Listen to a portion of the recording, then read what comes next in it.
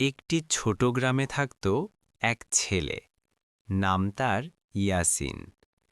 ইয়াসিন গরিব ছিল, কিন্তু তার হৃদয় ছিল অনেক বড়। একদিন মাগরিবের নামাজ শেষে ইয়াসিন বাড়ি ফিরছিল। হঠাৎ সে রাস্তায় একটি মানিব্যাগ পেল। এক মুহূর্তের জন্য মনের ভেতর লোভ এলো, কিন্তু তখনই মনে পড়ল বাবার কথা। আল্লাহ সব কিছু দেখেন বাবা, আমানত রক্ষা করো। ইয়াসিন মানিব্যাগটি নিয়ে মসজিদে গেল। কিছুক্ষণ পর এক বৃদ্ধ লোক এলেন কাঁদতে কাঁদতে। মানিব্যাগ পেয়ে তিনি দোয়া করে বললেন, আল্লাহ তোমাকে দুনিয়া ও আখিরাতে সফল করুন। সেই দিন ইয়াসিন টাকা পেল না, কিন্তু পেল আল্লাহর সন্তুষ্টি। আমানত রক্ষা করা ঈমানের অংশ।